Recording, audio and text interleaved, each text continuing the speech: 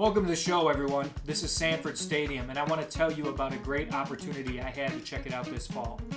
Sanford is both an on-campus venue and has a natural grass playing surface, which puts it in the favored nation tier of college football stadiums.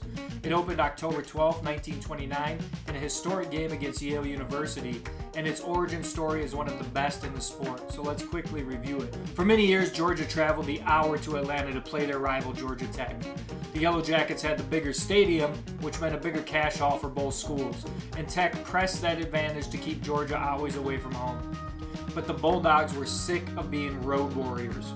Convinced that Tech watered down their field and employed other despicable stunts to enhance their advantage, the Bulldogs realized it was time for a home park of their own. This is where Dr. Stedman Vincent Sanford, a dynamic professor who would go on to serve both as president of the university and chancellor of the entire university system, concocted a creative way to get the stadium built. Sanford called on faculty, alumni, and fans to sign promissory notes against a bank loan in exchange for lifetime seats at the new stadium. In this fashion, Sanford quickly raised the necessary funds, and between 1928 and 1929, the ballpark went up fast. The Bulldogs christened their new home against Ivy League and national power Yale University in a Bulldogs versus Bulldogs matchup. Georgia wisely had developed a competitive relationship with Yale in the 1920s, charming the Elis into hosting them in New Haven on 6 different occasions. In 1929, Yale led the series against Georgia at 5-1. In this way, Yale, one of the sport's founding schools and still at the top of the hierarchy at that time, helped the lightly regarded Southern school gain respect in college football, which had its unquestioned strongholds in the Northeast and the industrial Midwest. This game in Athens would mark the first time, fully 63 years after the Civil War and 56 years after Yale began playing football, that the Bulldogs would play a game in the American South. Because it was a long train trip and a big event, the gathering was treated as a great fiesta, beginning with a welcome at the train station from the Georgia Band and a processional march from the station to the campus to kick off the weekend. Sanford's 30,000 seats sold out at $3 a seat, making a $90,000 purse, about $1.4 million in today's dollars, to split between the two teams. And Georgia opened up their stadium with a big upset. The Bulldogs and their star Vernon Catfish Smith, who scored all 15 of their points, shut out the Elis and their big star Albie Booth that day in front of a gallery that included all 9 Southern state governors and the largest crowd to watch a football game in the South to that point. In a wonderful gesture of friendship made at the banquet after the game, Yale's delegation returned their $45,000 check to the University of Georgia, asking only for expenses to cover their travel costs and to consider the rest as a donation to paying off the loans on their new stadium. Got our Bulldog over here. We got our Gata, which is get after their ass, which makes sense when you're talking about football. And here it is, the Athens Cathedral, Sanford Stadium. So we're at the UGA burial site here. Got some funny slogans. Not bad for a dog. That's a funny one. Uh-oh, gone too soon. I'm gonna ask you guys about that one. And there we go, the beautiful Bulldog. We are where all of the former Bulldog mascots, UGAs, are buried and memorialized. So we're up to our 10th UGA. And each has a different slogan that encompasses his time as the Georgia mascot and the years he was the UGA for Georgia. And they're all from the same family lineage. They all originate from one UGA, and they all are called UGA on the field, but each have their own name. And UGA has his own suite in the Georgia Hotel.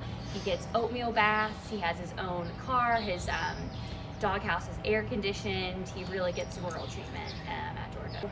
Way back, Georgia used to be the Goats, which, you know, now that Goat has a turn, might have turned out well. But Sonny Seiler went to Georgia and he got a wedding present, which was an English Bulldog. And his wife made what you now see as the jersey. She knitted up a little Georgia jersey, and they were bringing him around, and everyone thought that this encompassed the Georgia theme better and the spirit better than a goat. And so we decided to turn into the Bulldogs. And ever since then, the Seiler family is the handlers and the owners of all the Uggas. So these are the hedges. Post-game, you'll see a lot of kids and fans come up and try and high-five players. Players will throw towels, gloves, give them high-fives, sometimes a little autograph. And then pre-game, the whole top will be red, full of pom-poms. Fans come in, walk to their seats, grab a pom-pom. Those privet hedges are worth talking about for a minute. The placement of the hedges around the field was inspired by the famous rose-bearing hedges at the Rose Bowl Stadium in Pasadena. This was a decorative touch a Georgia business manager named Charlie Martin had noticed and admired during a trip to California. Describing games as having been played between the hedges has been part of stadium lore since it opened 93 years ago. So when those iconic shrubberies had to be pulled to accommodate a soccer pitch during the 1996 Olympics, Georgia's beloved former head coach and athletic director, Vince Dooley, had to find a clever way to uproot the sacred shrubbery without sparking an outrage amongst the Athenian faithful. Fortunately for Dooley, the pathologist hired to analyze the situation found tiny worms called nematodes feasting throughout the hedges, a sufficient pretext to pull the plants until after the Olympic soccer matches were staged. Eventually, 76,481 people shuffled into the stadium, a then world record attendance for a women's soccer match, to watch the Americans beat the Chinese 2-1 in the gold medal round. After the Olympics ended, the hedges were immediately replaced with grass taken from the originals and named Hedges 2. They've been in place ever since with the same family of plants at the stadium for nearly a century. So there we got Georgia's 2 national championships, 1942 and of course the legendary 1980 team. They look pretty good in 2021, so a couple of Georgia alums here. What's going to happen this year, guys? We hope for the same thing. It's a special team. Agreed. I can't say too much. It's too nerve-wracking. Yep, I hear you. We're in the back end zone and we got a new section set up over here. What is this? So this is a level for one of our levels of our donors, and they all get to sit out here and be on field level, and they get some different amenities and a great view of the game. And you also said they can go up to that club level, Yes. that middle level up there if they want to. They can go back and forth. Mm-hmm. It's good to be a donor. This is the famous Ugga Doghouse. What do we got going here? Yes, this is Ugga's Doghouse. It is air conditioned. There'll be packs of ice inside. Ugga comes immediately over here once he comes into the stadium. It's his favorite spot. He normally has his little UGA mascot license plate, comes off the car. But right now he's home in Savannah. And that license plate comes off Ugga's owner's car. Yes, he has his big old Suburban red. You can see inside Ugga's Doghouse here. There's the air conditioning unit, and there's the background, which is what the players and coaches stand in front of after the game or sit in front of when they're doing their interviews. So Ugga's a real part of the team. Very cool to be field level at Sanford Stadium. Very historic ballpark, one of the great origin story ballparks in college football. And it looks great. As you can see, they haven't started painting the field yet for next week because we're gonna be in Jacksonville this Saturday. How you doing? Good, how about yourself? We good. What are you spraying here? Anything that has 6 legs. Not 4, you see that? Yes, sir. When the stadium was built, it was originally just 2 sides, and so they had it open on both sides so people at Athens could watch.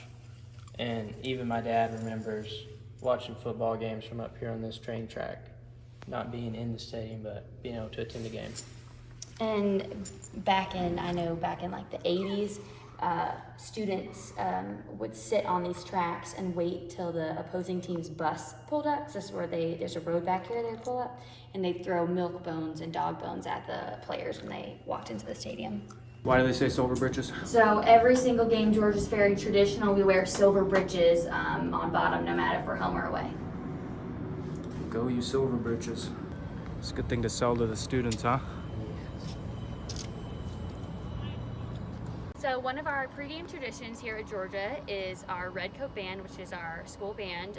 They select a solo trumpeter each game, someone different, to come up here and stand right in the corner, and they literally have fans all up around them, all up against them, cheering them on, and they play the battle hymn of Georgia, and everyone stops what they're doing, looks up in this corner.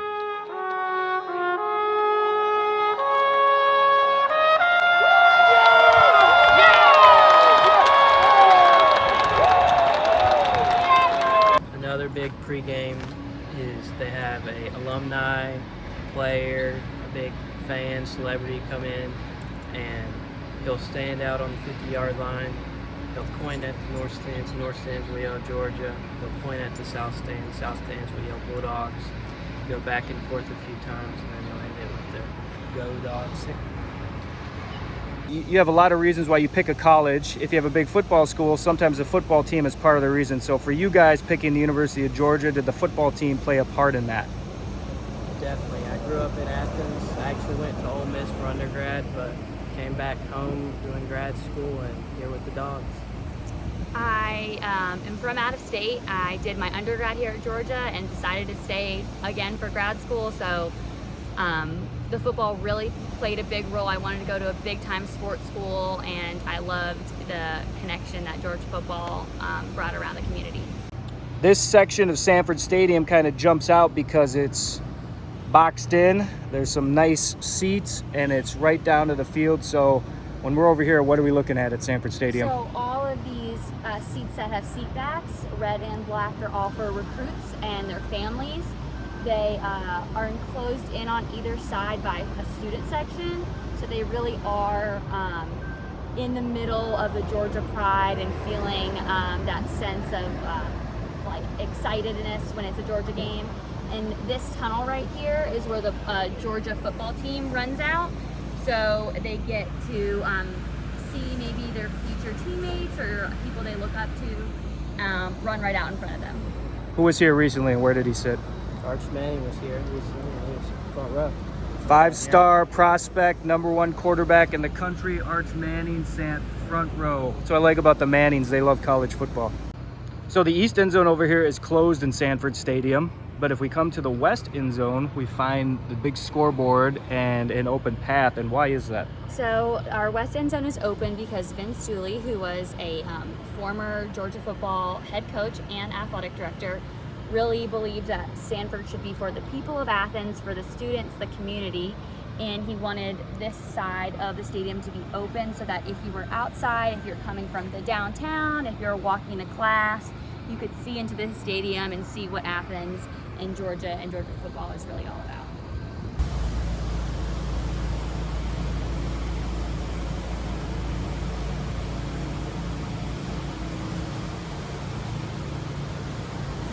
So this is some statues to commemorate the first 5 African-American players on the Georgia football program.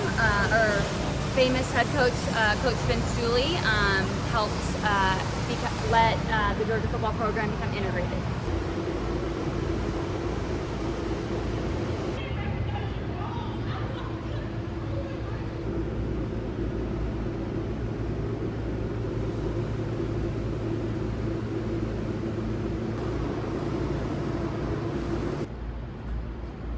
Fran the Man Tarkington played for the Georgia Bulldogs.